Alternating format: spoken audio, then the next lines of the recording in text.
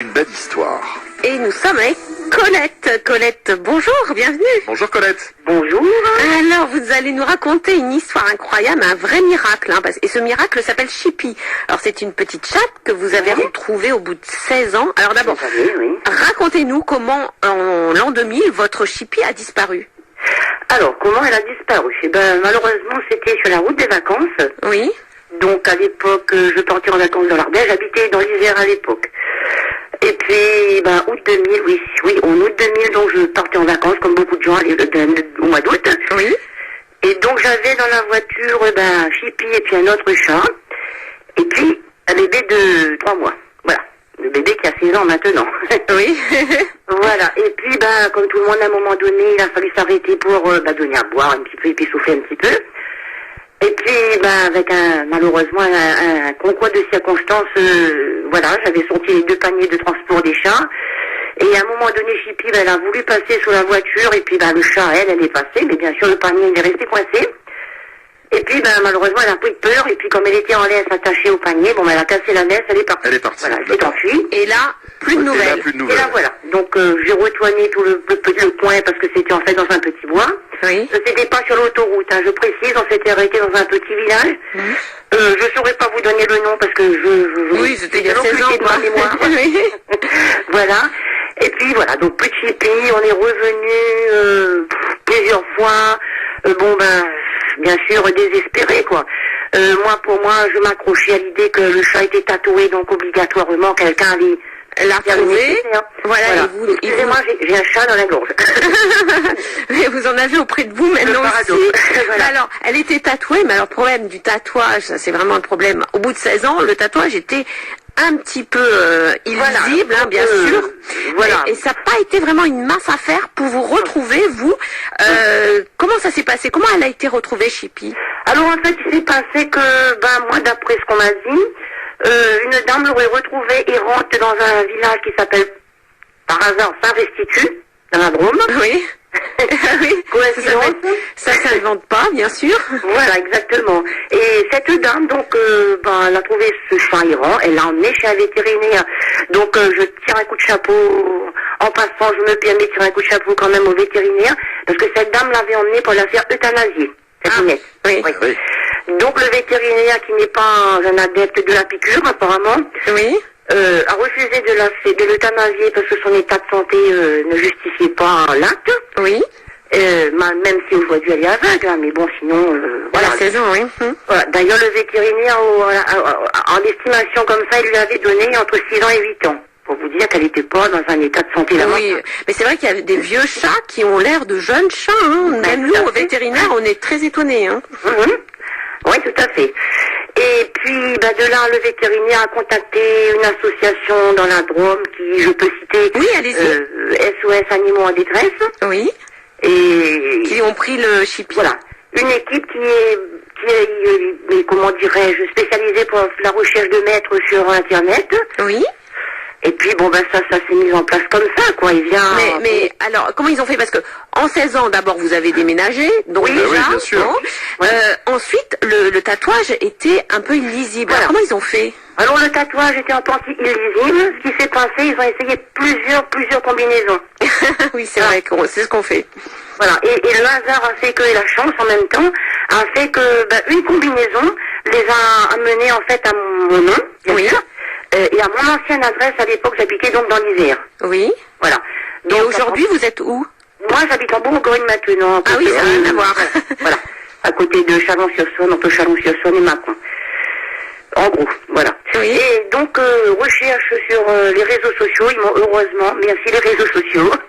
Oui. J'avais une page Facebook et puis, de là, à partir de là, ils ont réussi à remonter jusqu'à moi et me contacter. Voilà. Incroyable. Et alors, voilà. Attendez, ils vous ont appelé, comment vous avez réagi? Non, en fait, ils m'ont laissé un message, la personne m'a laissé un message personnel sur ma page Facebook. Oui. En me demandant si j'avais bien habité dans l'Isère pendant une période de ma vie. Oui. Moi, quand j'ai lu ce message, bien sûr, d'ailleurs, que j'avais pas vu tout de suite, j'ai vu le message bien 15 jours après. Oui. Donc, j'étais loin d'imaginer pourquoi elle me laissait ce message. Moi, j'ai répondu, oui, effectivement, j'ai habité dans l'Isère, à Villefontaine, pour préciser le village. Et que, bah oui, voilà, j'en connaissais pas deux, oui, moi, et je connaissais pas une autre personne qui avait le même nom et le même prénom que moi. D'accord. Et alors? Donc de là, dans la nuit du jeudi au vendredi 13, Oui. en rentrant du travail, puisque j'avais fini un peu à 21h, je suis rentrée chez moi à 22h, je suis allée éventuellement lire si cette dame avait répondu. Oui. Et voilà, donc là le ciel m'est tombé dessus brutalement.